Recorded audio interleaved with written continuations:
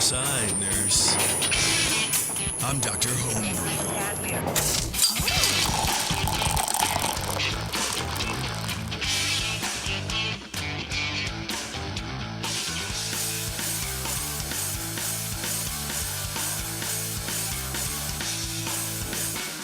Hey, it's Dr. Homebrew. Thanks a lot, everybody, for sticking around for another great episode of Homebrewed Beer.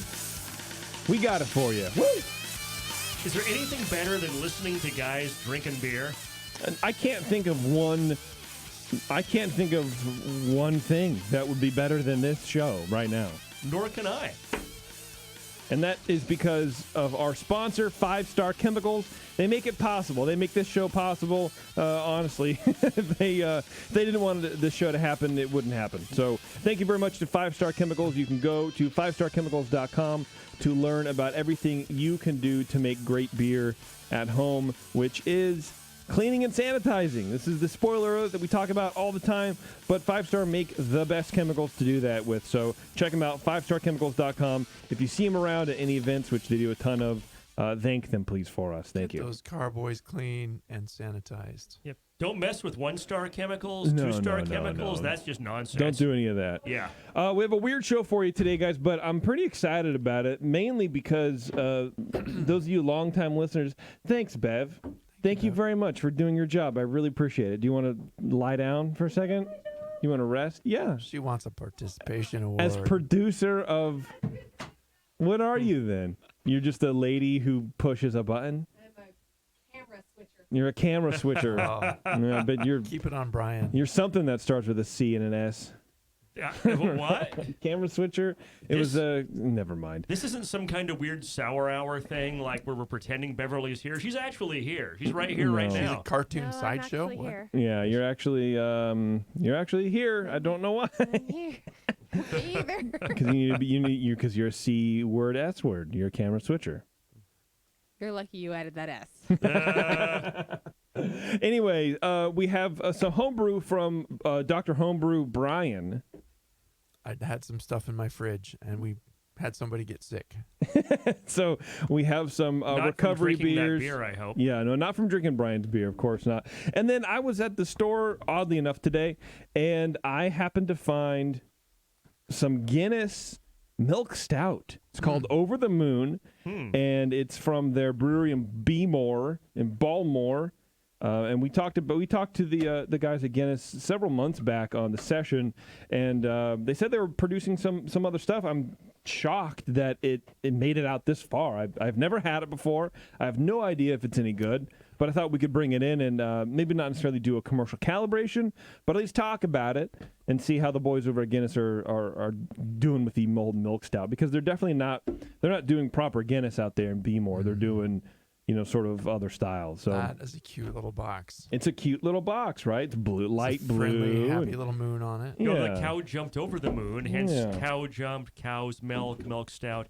I bet this is something Yeah. you get pretty much around the country. If we're getting this at like the grocery store in the Bay Area, 3,000 miles away, I bet this is pretty much national distribution. I mean, That's what I do think you too. think? Yeah, for sure. So if you're listen to our broadcast about it, our podcast here, and then if we like it, go out and get it. Or if we don't like it, go out and get it anyway too. Who cares? Just go buy it. Sweet stout is a fun style. I like.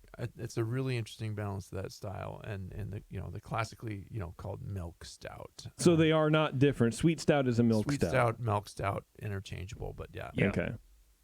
Just happens to be what the BJCP calls it now. Sweet.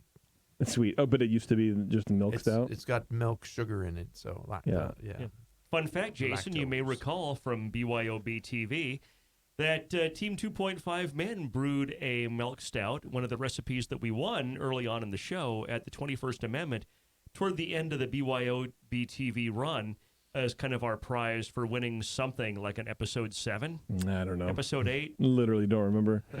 Yeah. It's haze to me as well. I watched that whole series. It's been like 8 or 9 years ago. I Yeah. remember it because I got to brew with Zambo and other teammates there at the little SF 21st Amendment pub. And it was a lot of fun. 563 2nd Street. Like, hey, Yes. my friends are on Interwebs TV. Cool. Local access. I have that show somewhere on DVD. When are you going to reboot? Let's do a me too. reboot. I would love to. We'll help You you know out. what we need is we need an actual producer. Because we made no money on that show. That money had no budget and not Bev. Wasn't a shot at Bev. It was like for the TV producer. Well, only Justin cares about that. We'll just promise him we'll make $1 million and he'll break even, and we'll just have some fun. We made a fun, it was a good time, entertaining though. show for like $12. Yeah. Yeah, something like that, man. Every time we wanted to do something, like we'd come up with a game. Like I would come up with games, and Jay'd be like, "Okay, we can't do that." I'm like, "Okay, well, how about this? Yeah, let me run it, but no, we can't do that." The So, censors say no. Yeah, it was very hard coming up with games, but You I can't think pull your penis out on TV. Just sorry. But not I'm on trying to- Coffee 20. I'm trying to remember like of the different stuff. Like I know for that cooking challenge, I really wanted Rocky Mountain oysters, but we couldn't find them anywhere in the Bay Area. And then Yeah. the ones we had to ship in, and we couldn't afford to Yeah. pay for it. And it's like, Yeah. to me, that's funnier.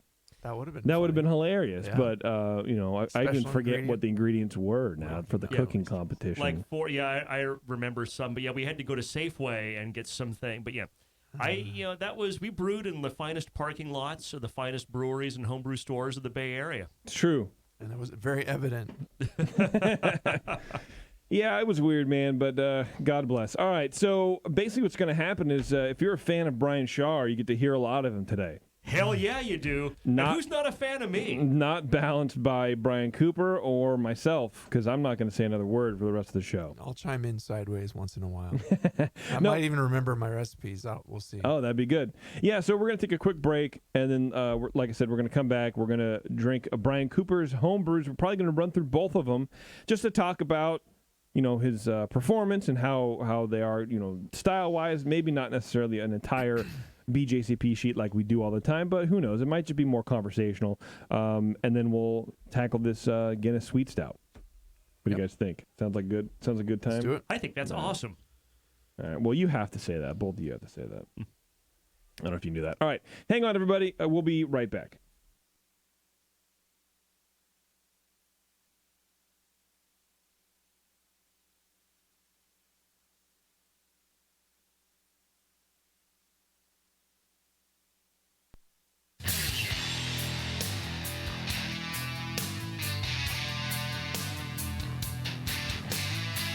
Now, back to the examination.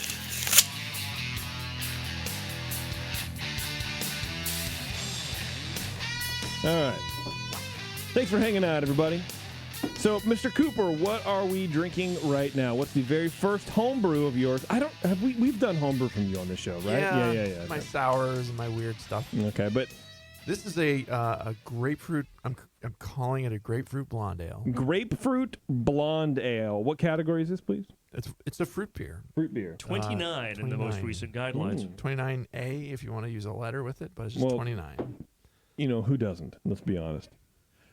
All right, Brian Shar. All right, I'm giving Brian Cooper his Dr. Homebrew performance review for Stay on the the show. Dr. Homebrew Hospital to make sure he can retain his privileges here at the That's right. Hospital of Homebrew Diagnosis and stuff. And I believe that you pass your review here, Mr. Cooper. The Grapefruit Blonde. I really like this beer a lot. Aroma. The grapefruit was prominent, both the fruit part and the zest, and like a little bit of the pith. 'Cause, I don't eat grapefruit a lot. It's really tasty, but you cut that thing in half, and you got to do a lot of cutting, and you have the fruit, and inevitably you kind of cut that bit of the fruit out, and you get a little bit of that white pith. And that's partly what makes eating grapefruit, as opposed to drinking the grapefruit juice, like really fun. Plus, like if you're a kid, you just sprinkle like a shit ton of sugar on that stuff, and that's pretty awesome. But no, that combination of the fruit and the pith is really part of the experience, and you get that I get that in the aroma a lot. It's not just the fruit; it's a little bit of that white grapefruit pith right next to the fruit. Malt is low, kind of some base malt low in the background. That's fine. The grapefruit dominates. No off aromas. Don't get any acetaldehyde or diacetyl or anything. Give it 9 out of 12. Appearance, 2 out of 3. it's interesting reading the guidelines. The color is golden. Color's pretty dark for a blonde. And I'm thinking, all right, I'm going to have to give Brian a 1 out of 3 for appearance because that color is too dark. When you look at the guidelines, a blonde can be golden to dark gold. I did not know that. So it's nice to that's why it's nice to have a refresher. Blonde is not a style that is super popular these days, or is the thing that comes up in competition a lot. That's why you have guidelines and you write them down so you can go and ground test this stuff, ground truth against some sort of known standard. So color is fine. Low and persistent head, which is fine. It was more hazy than I really would expect a blonde to be. Probably due to the grapefruit pectin or something, but I ended up knocking it off a point to 2. Flavor, initial flavor is definitely grapefruit. You get the fruit and the pith. It's dominant, and it's also pleasant. Get malt is low. Oh, you have a fruit fly in yours? Yeah. We got a lot of fruit flies in the studio tonight. Not that it matters to you at home, but yeah, I've been kind of using the pen top. I can give you a pen top here. Kind of using that little thing to dig fruit flies onto my beer here. Yeah, it's probably a pretty good idea. Malt is low compared to the grapefruit level. Balances to the fruit. It's well attenuated. Finish is fruity and also bitter, as well as long. I don't think the hop bitterness is super high, but it's perceptible and it's there. And I think it marries with the grapefruit bitterness to kind of have that be the character of the finish. The hop flavor may be present, but it's obscured by the grapefruit. If it's citrus hop flavor, it's going to be just lost in the citrus grapefruit. So I give that 14 out of 20 for flavor. Mouthfeel 4 out of 5. Body's medium.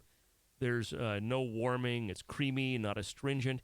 Those are all perfectly fine. The carbonation is lower than I would have liked, which is not uncommon for a bottled homebrew that gets judged. So 4 out of 5. Overall impression is an 8. The grapefruit's really pleasant. It's dominant, but without making this grapefruit water. I go through and talk about how the grapefruit's dominant in every character, but it's not like drinking one of those White Claw seltzer things where all you get is carbonation and fruit and nothing else.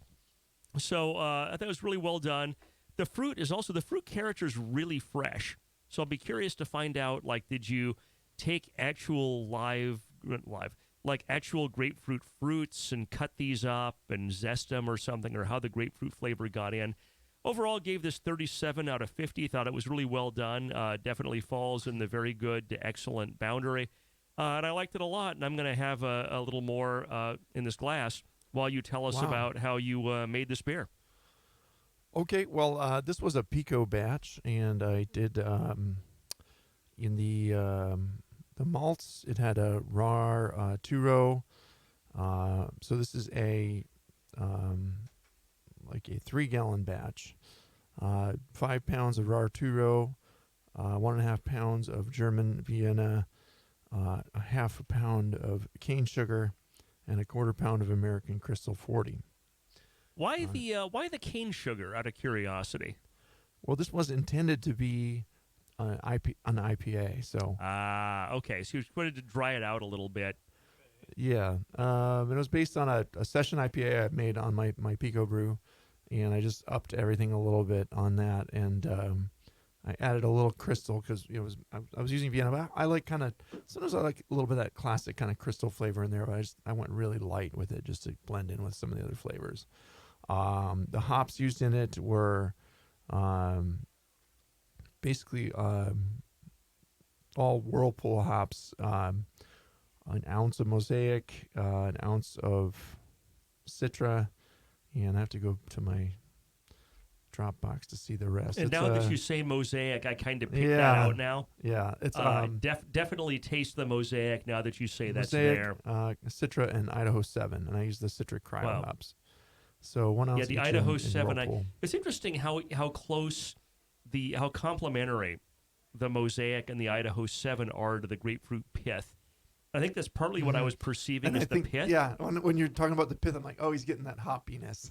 Yeah, and, as the and it's pith. also an example of how malleable your sense of taste can be when you Right. actually hear what stuff is. But yeah, that mosaic has that kind of that kind of pith type flavor sometimes. And Idaho 7, I see that definitely being in that family. Okay. What else? But here's the thing: it didn't taste like an IPA when it came out. It was just like, yeah. okay, the hops fell flat. Well, they blended with Uh, the fruit too well. True, yeah. Well, They didn't stand out like, hey, it's an IPA. it didn't. Yeah. It was too good of a blend with the grapefruit, I You think. did too good, Brian. You did too good of a job. I pitched it with the WLP 90, the San Diego Super Yeast, Okay. and the White Labs Pure Pitch with no starter, but in a 3-gallon batch. I figured it'd be fine. Yeah. Pitched it in the middle of the night after brewing, probably after having a few too many beers, but and I had no activity by the next evening. And I swirled the keg. And Well, you're I married. I It still had happens. very little activity. So I the next day I pitched a pack of the BRY 97 American West Coast yeast. The Bry 97. And finally, Bry. Brian. Fermentation kicked off about 24 hours later. I think I brewed on a Sunday evening. It kicked off by Tuesday evening. I'm like, didn't have high hopes for this beer. I tasted on, about a month after I brewed it, and had transferred it, and it was just not hoppy at all. It was just like Weird. it was just odd, weird. And I thought I got a little phenolic in it. What did you do? I mean, do you really Like- think it's just the fruit sort of Like- overpowered it? So- There's no fruit yet. I'm tasting it as an IPA. I'm like, what am I Oh, going to you do haven't with put this? any grapefruit Oh. in yet. Okay. What am I going to do with Okay. this beer? All right. And What do you think happened? it just, I don't know. The hops just Okay. didn't come through the way Okay. I wanted them to. Okay. It can happen. So you think it's a recipe issue, not that you forgot I a probably thing should or have just something? dry hopped it more, or Yeah. Okay. Um, Sorry. Go ahead. anyway. Or dry hopped it at all. I think I just, Right. I just did Whirlpool. Yeah, my notes just say Whirlpool hops, and that's all I did. Okay. Sometimes I'm a very lazy brewer. Yeah, man. Me And too, in man. spite of all these great lengths we tell people to go to make the best beer, do a triple decoction on that thing to get it right. And then, you should just make a big yeast starter and, decant it and cool it and do all these things. Yeah, no. And yet, what happened So when I- you didn't make a yeast starter, Brian? I was, we were preparing for beer camp, which we call NCHF, the Northern California Homebrewers Festival. I wanted another beer to bring. It didn't actually end up being served there, which is kind of nice because I still have it and it's pretty enjoyable the way it is now. Mhm. And I'm looking at around. I'm like, what am I going to do with this? It's not hoppy enough. It's not an IPA. It's got a little bit of an odd flavor to it to me. And we had been to HomebrewCon, and my buddy Jeff and I had been running around and gathering samples of things in the little area where they have all the vendors. What is it called? But That's so unusual for you to grab like little samples of everything to put together in a I think there was thing for later some on. like a hard cider or something, or a hard seltzer they had, and we went around the corner was the Amaretti booth, Okay. Yeah. and we spiked the seltzers with all these different flavors. I'm like, these flavors are pretty good, and they were giving away tons of. Everybody got a sample of the grapefruit, and then in the end they had a bunch of that left over. These little craft puree grapefruit extract Amaretti. Mm-hmm. And it smells good, and when we tested it, it mixed well with seltzers, and Nice. if you put it in any beers. But yeah, just the size of the bottle was geared for about 2.5 gallons of beer. I had a 3-gallon batch. I'm like, hey, that's perfect. So Yeah. I just wing and a prayer, dumped it in and tasted. I was like, hey, it's big grapefruit flavor, but it tastes. It doesn't scream artificial grapefruit to me. I mean, I can tell that it's got a little kind of candy-like quality to it myself. for me, the flavor that I get is like the Flintstones vitamin flavor. Yeah. So it's a little chalky, a little like artificially sweet like that. I don't know if they put So- any sweetener in or not, but I think there is some sugar in there, but yeah, talk about a little bit of a cheat, but it's just like I made a beer that kind of was falling flat Yeah. into something that's drinkable and fun. Yeah. And I mean, it came important. across really natural and fresh fruit to me, Yeah. which is really fascinating. They do a pretty good job, those guys. Yeah. Not. I would use those extracts again. It's I wonder if it's too much. Like it does have good grapefruit flavor and that like classic grapefruit thing, but yeah. I think everything else in that extract, I think it might be just a little too much, Yeah, and so you get some of that vitamin chalky If thing. I had to do it again, I would definitely back off on the grapefruit a bit. Yeah. Can you pour me a little bit of that? I've Yeah, also a little enjoyed grapefruit back off would be probably a good idea. when I Yeah, when I think so too. when I'm able to, I'm like, what would this taste like as an IPA? So I mixed it with some Altamont Maui Wowie from my kegerator, Mm-hmm. and it was good It's good. Okay. because I'm gonna mix it with some of this Danville Brewing Nelson IPL, and Yeah. we're gonna see what happens here. Yeah, because I think you can get those grapefruity hops, and you can use this for like an accentuation of that. You know. So now it tastes like a grapefruit IPA, even though Okay. it's an IPL I mixed with it. It's a Right. little less. That's a daring choice on the It's air still live. plenty Brian. fruity, That's, but- I just want to point out that I'm an amazing. I'm amazing. I can't write it down, but man, I have the great ideas. Thank you. I welcome. give Brian extra marks for his performance review right now. That's right. But it's a good blending beer. But yeah, I would definitely back off on the grapefruit extract. I would probably use that much in a 5-gallon batch and start there and maybe go up from Yes. there. For sure, because you can always kind of add Because that when you stuff. taste the ones that are more balanced, they've got a lot less grapefruit in them. When it's an IPA balanced with the grapefruit, because otherwise you just can't taste the hops. Right. At this point, the hops weren't there. I just blended it to make something drinkable, and I'm like, well, I'll call it a blonde because the hops weren't there to start with. And granted, it's probably 6.5%. It was like a 1060 starting gravity, which is a little high for a blonde ale, but not too noticeable under all that fruit. So Yeah. fun beer. I'm leaning toward you retaining your admitting privileges for admitting homebrews to the hospital here, Brian. Okay, Well, where are we going next? We got one beer left, though, so hold on to that. Yeah, hold hold on on to here. that assessment, Brian. The leaning toward, yes. So if you haven't heard me talk enough, let me talk some more about Brian's American Strong, Category 22B. This was an interesting beer. Aroma, low hop aroma overall, kind of low aroma in general. It got a piney character. I'm going to guess Chinook, and I'll be curious later to hear about your recipe. For a strong ale, I was surprised not to get any alcohol in the nose.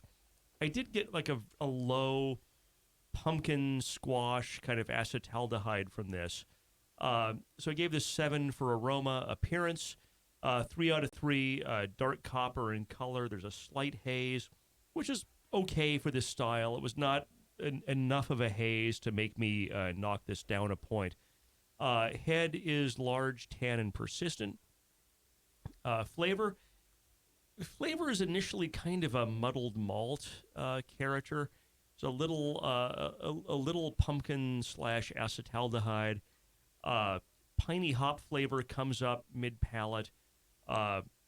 Alcohol, which wasn't really noticeable in the aroma, is definitely present in the finish at a low medium level. Finish is long. It's bitter and kind of balanced with the malt, but it's maybe balanced a little toward bitterness. Surprisingly, the flavor overall I thought was kind of low. There's a lot going on in this beer, and its flavor. There's stuff here, but when I just sip this, the flavor intensity on a scale of 1 to 3 is like a 1. Which is kind of bizarre, but sometimes you get beers like that. It's nothing wrong with it. It's not bad. It's just the flavor intensity is not real high. It's well attenuated, which is good for a strong beer. That can be a difficult challenge. I gave this 11 out of 20 for flavor.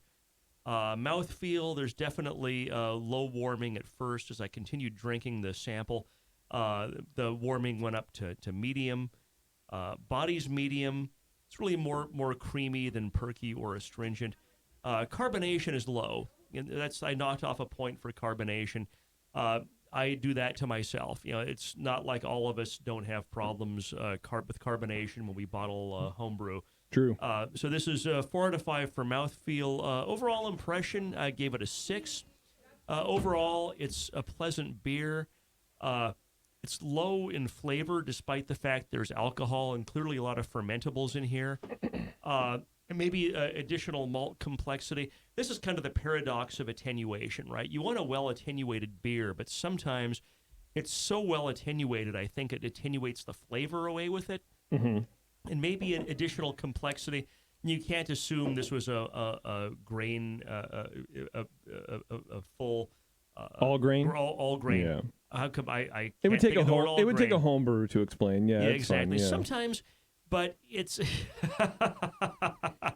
whether you're brewing all grain or extract, maybe a little more malt complexity with additional extract or grain would be nice, and it might help it add a little more flavor. Okay. Still, it's a good beer. I gave it a 31 out of 50. Maybe there's a little, maybe a hint of acetaldehyde, and that might just be me. There's something a little odd about the flavor and the aroma. Yeah. And I'm kind of leaning toward it being acetaldehyde, but it's really kind of tricky. I'm having a difficult time thinking about what specifically it is, and I'm leaning toward that slight pumpkin character, but I might be talking myself into it. No, I think you're right. Yeah, it's definitely there. It's a little green apple, but it's also a little underripe, kind of squashy thing. And I don't know what green it's. apple. I don't know what it's from. But Pumpkin skin. It's from a very sluggish fermentation. Yeah. okay. And I definitely get, now that you say green apple, that's like, that's not 'Cause green it's on the apple like tart a Granny side. Smith, but No. green apple like you. This is underripe from the backyard. I don't want to eat this. Yeah. So, Brian, tell us about your recipe and your fermentation. So we can replicate it. It sounds like it was sluggish, So like you were just saying. I really didn't want to bring this on the show because I need to do this. I need to do this properly another time. I know. I should have brought my shitty beer instead, but it was stuck in my That's keg. okay. No, that's okay. So this was my first attempt, and I did a few things wrong. I think in that I ordered some pico packs of my own beer, the Kick Your Own Ass Ale, and I did. They sent me one for free just because it's my recipe, and it sat around for a long while, and then I decided to order another one, and the first one I stored the yeast and it was in the fridge for a long time.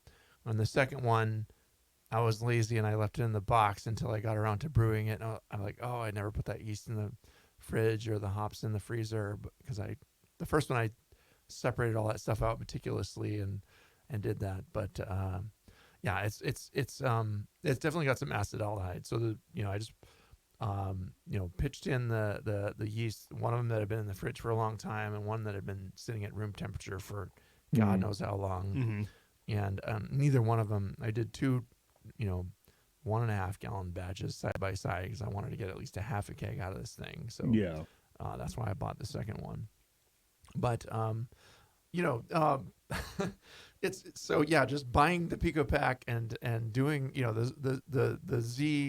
the Pico Z makes good wort. Yeah. But if you don't take care of that wort, it's not going to give you good beer.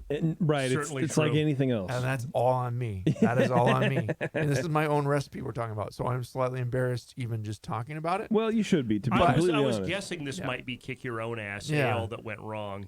So it is Chinook hops. And Ooh, I got the Chinook hops right. yeah. It did smell and taste piney. So this is supposed to be a bold, arrogant brew with rich malt notes, grapefruit and pine aroma, and a dry finish with firm alcohol throughout. American bastard. Strong Ale, target specs are ABV at 7.9. It has 2-row crystal malt and flaked oats, and only Chinook hops in it. SRM around 14, IBUs around 86.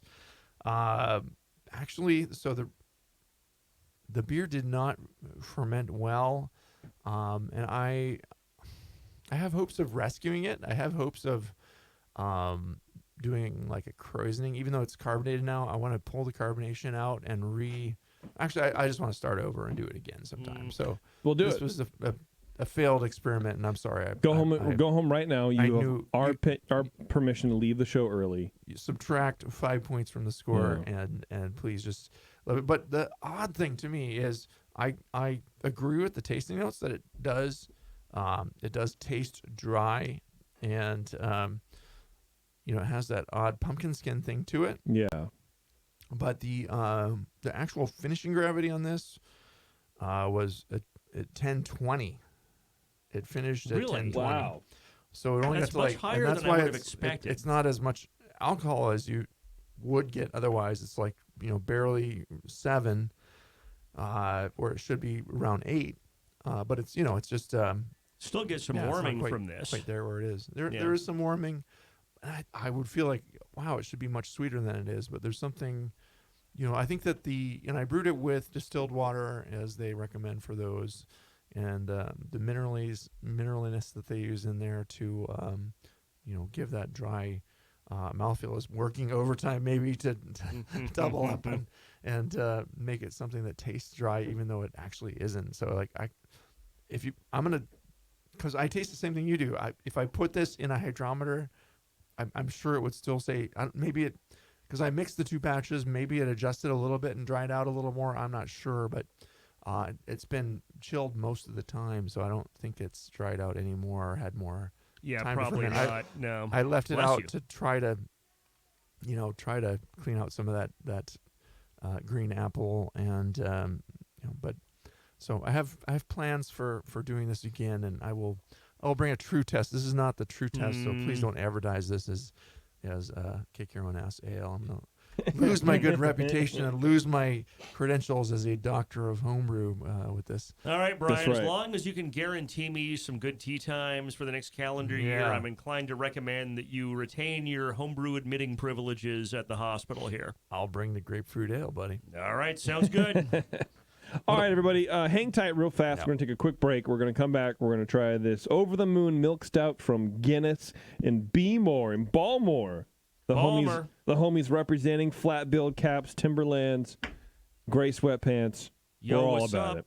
We'll be right back.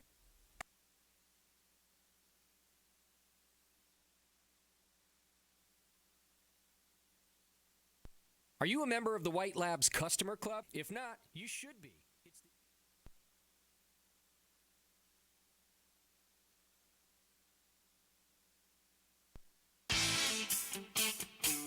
I'm sorry to tell you this, but we're going to have to pour you out. Back to Dr. Homebrew.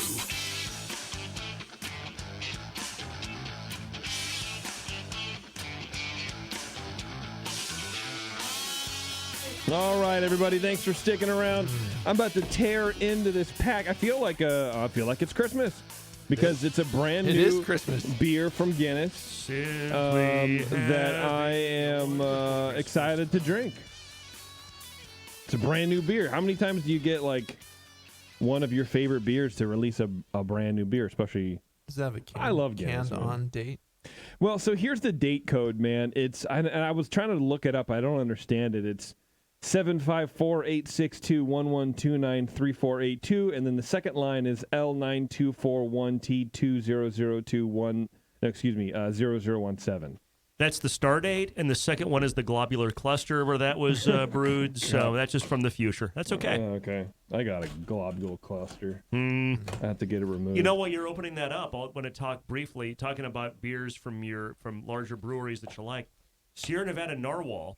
I have a 6-pack in my fridge I got the other day. The first one, Imperial Stout from them. Oh, my God, that is so amazing and so well attenuated and just so tasty. It's nice. It's a seasonal release. They don't make a lot of it. It's always nice when it comes out. Here. Jason is smelling the milk stout from the Smell can. the can. So there is a date on the bottom. Brewed in Baltimore. Yeah, now I want to find out why you guys talk about it. L924, dude. L7. 1T2002. Let's go, boys. Okay. I don't know. It smells good, right? What do you think? It does Aroma's smell kind good. of low overall, but it smells good. I like it. Canned 9/29/19. So it's pretty fresh for something like this, man. Yeah, just 2 months old for making it all the way across the country. And I think for a milk stout, that's fine, right? Yeah, oh yeah. This is not like a hop. It's the hop forward styles that really don't travel that well, and especially the hazies. Yeah. Darker beers that aren't so hop forward can last for a while, especially if they're cared for in transit.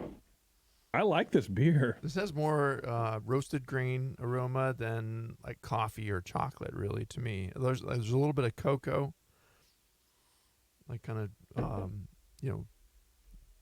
bitter cocoa and roast in the nose.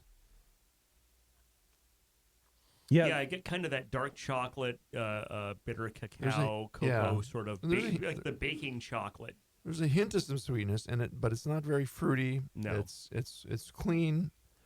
No baddies, no diacetyl. What's the number on this, Brian? I know you have it. You're like the BJCP dictionary. the number? Yeah. What, starting gravity? No, the category. Oh, a 16A 16A. sweet stout. Oh, dark British beer, sweet stout. Yeah. So yeah, and most of the names in the commercial examples are like Left Hand Milk Stout, Mackeson's Triple X Stout, Samuel Adams Cream Stout. Those, Bristol Beer Factory Milk Stout. Can suggest coffee and cream or sweetened espresso. That's the essence for sure. of the beer. So the overall impression of very dark, sweet, full-bodied, slightly roasty ale that can suggest coffee and cream or sweetened espresso. This is on the low end of sweetness for me in terms of milk stouts I've had or brewed. Is it really? Yeah, I mean, I'm not getting a ton of sweetness in this. I would call it like at least medium, if not medium high. Yeah. Maybe because of this other beer I've been drinking, maybe it's affecting my palate. Maybe I've been sandpapering my tongues. I don't really. Yeah, I've been licking cat tongues to be sure to get my tongue toughened up here. I love that. But no, it's good. I'm not getting a giant. It's not an overwhelming. Sometimes you have a milk stout and it's like, oh God, this is just the sweetness is overpowering. Yes. And I guess my point is this is not on that end of the spectrum. This is more on the restrained end of the spectrum. And I like it. I think it's really, it's balanced. Do you want to go through the thing or you want me to do it, Brian? Sure. All right. So in the aroma, you should be getting mild roasted grain, sometimes with coffee and or chocolate notes. An impression of cream-like sweetness often exists. Fruitiness can be low to moderately high. Diacetyl low to none. Hop aroma low to none with floral or earthy notes. Maybe there's a little fruitiness because I think that Guinness yeast profile is there. Like when you try it, it's distinctively a Guinness. Yeah. It's distinctively a Guinness beer.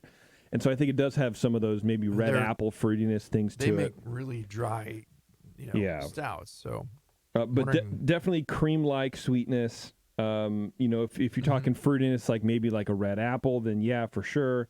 Diacetyl low to none, absolutely. Hop aroma low to none. I don't get any hops in this aroma at all. Well, I'm getting a little earthiness in it. Yeah, that's what I was going to say. It's got like maybe some fuggles or something that's giving that like it's not a hoppy beer by any stretch, but no. There's Floral or earthy notes. Earthy balance to it. Yeah. And absolutely. Yeah, it does have that. It doesn't smell like standard Guinness draft, but there is that hint of when you kind of really think about it, it's a flavor that's in that family. Mm-hmm. Right? And that's like you were saying, it's probably the yeast. I would think so. Or it might be some similarity in malt profile. But what's also interesting to me is this is a beer that's definitely lighter in color. It's more because Guinness is Guinness is black. This is not black. This is a dark Reddish, brown. It's dark not even brown. the darkest brown you could have.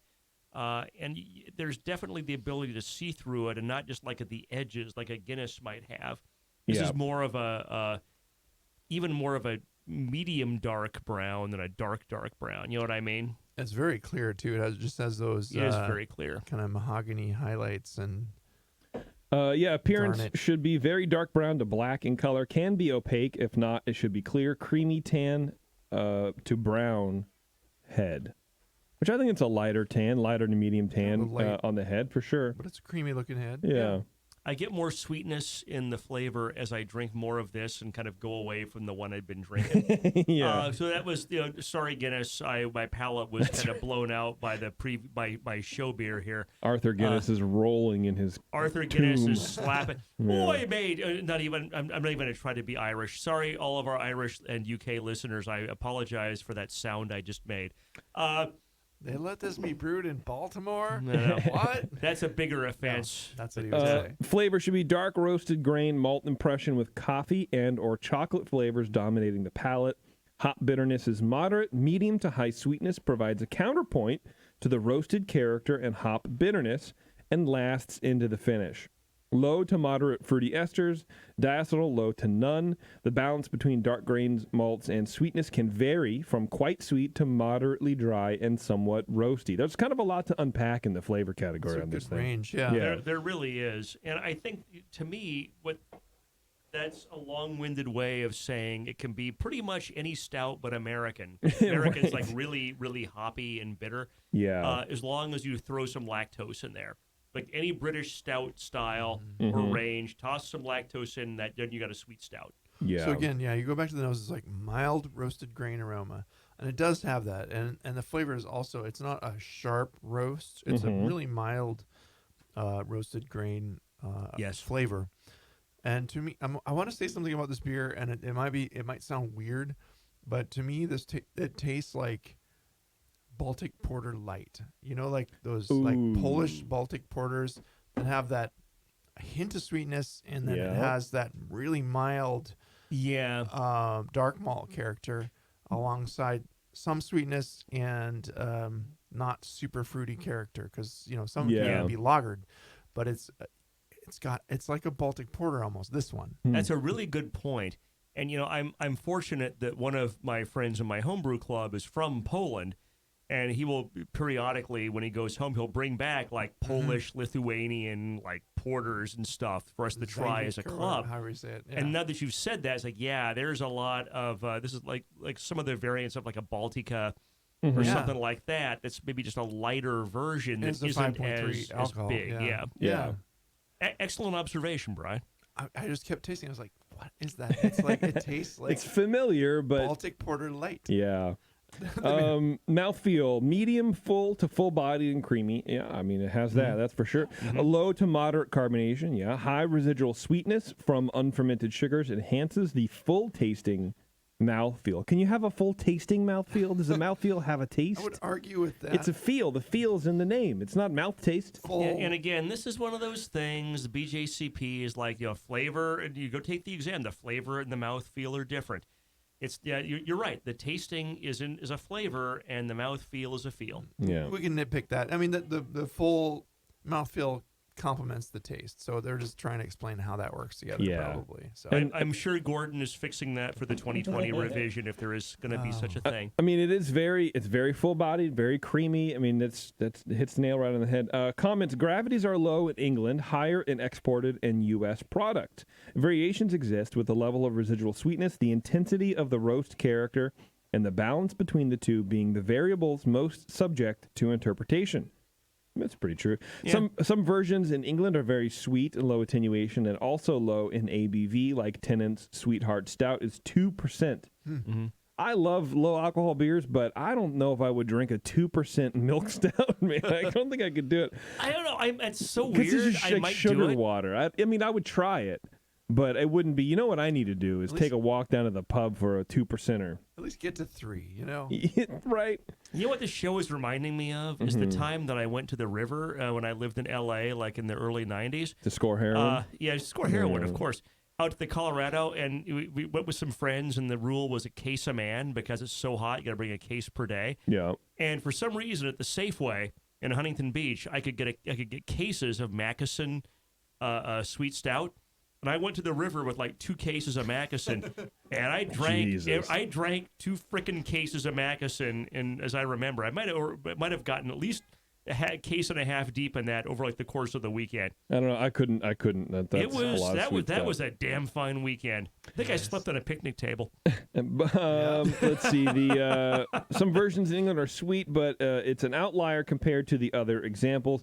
These guidelines mostly describe the higher gravity, more balanced export versions rather than low alcohol, very sweet versions that many find quite difficult to drink. So that's sort of a good point. This is a 5.3% beer. Yes. It's brewed by an Irish brewery in America.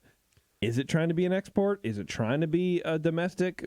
For UK purposes, it's low alcohol. It's not hard to drink. It's actually very easy to drink. But like Brian says, it's sort of on the edge of this is very sweet. So I don't know. It's middle of the road for alcohol strength. It's 5-ish. Yeah. It's not. It can go up to 6. So. Oh my God. Down to 2 or 4, but the 2 is an outlier. What I would like more in this though is more of a coffee and cream impression. Yeah, espresso. More of a cream than coffee, I think. Oh, actually, it's espresso. Yeah, I would like a little, like warm, smooth espresso in this, and it's kind of lacking. Yeah, agreed. But not a bad attempt at the style. It is smooth and it's sweet.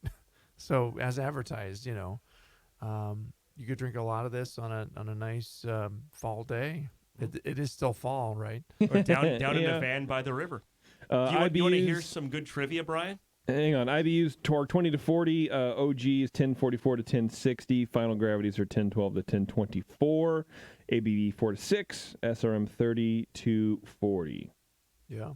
But boy, for such a low starting gravity beer, like 1012 to 1024, that's it can get pretty sweet. And I would guess this one's on the lower end for final gravity. Yeah, because there's a dryness to it. Kind of but medium sweet with some dryness underneath. And it can lean that direction. I like it. I think it's good. Fun. It is. I like it too. Yeah. I'm not sure that I would go buy a 6-pack of it, but I like what I'm drinking. I'm enjoying it. I might drink a 6-pack of this. Mid to upper 30s score wise. Yeah, I agree. This is like a 30. I'd give us a 35. Yeah, 36, 37. I would do 37 because it is pretty standard as far as, the descriptions, it's sort of right down the middle. It's definitely not a 40. No. I'll tell you that. That's true. It's a beer that is also not going to, you want to drink it now. If you find it, drink it fresh and don't let it sit and age forever. Yeah, this might be a 37. Well, so here's a question. What would you do to bump the score? What would you suggest if this was a homebrew and someone sent this in? How would we say, here's how you can make it a 45? Because you're not going to make it a 50. I would like a little more. So it's got a little bit of the cream, but I would add more lactose and I would add more roasts just to get that coffee and cream, like it's the double-edged sword. Boom! Like this is a little coffee and a little cream and a little sweetness, and it's kind of it's okay. You would do more lactose, lactose, little more roast, a little more lactose. I would definitely have more lactose. I would have. I would up the roast. I think you guys. I agree with you guys because that's the first thing. Yeah. And maybe even like pale chocolate. Not even like some of the funkier. I would go maybe some totally pale chocolate in there, or even just regular chocolate. Chocolate is a good call. Yeah, and then leave the lactose because for me it's on that. For me it's on the edge of this is almost too sweet. Like you said, I don't know if I would rush out and buy another 6-pack of this. But I'll drink this over the course of an hour. No, like a week maybe. You know. Well, the added chocolate or roast will stand up to like maybe 25% more lactose. I don't mean like double the lactose. No, yeah. I mean like bump it up like a quarter. That's not a lot. Maybe eighth or even an eighth. And I think that the balance then is more like having a creamy espresso. Because I can kind of tell when you taste a beer that has that residual milk sugar in it that does not ferment out, you really taste it, and it's I mean, to me it's hitting that edge, and it might be sweet from the other dextrins and stuff that are left in it, but it's not that lactose sweetness that you get that cream-like impression. Milk stout. I don't know, it's a good beer. I think they did a great job with it, but I've had other ones that I like the balance a little bit better on. So there's always room for improvement. But that's true. It's a very drinkable beer. You could sip a lot of this. Well, if you find it out in the wild, grab some. Yeah, it's very good. Recommend it. And you know what? Drinking an Irish beer, Brian, our name, Brian, is Irish. Okay. It's of Irish descent. There you go. All right, everybody. Thanks a lot for tuning in to Dr. Homebrew. This is the last episode of 2019. What? The next time you'll hear our voices, provided you don't go back in time, is in the brand new year, the brand new decade, 2020. If I'm allowed to keep my credentials here. No, You we'll- are going to we'll be find allowed, out. my friend. And For the here's remainder of to the coming year. at you in the Yeah. 20s. That's right.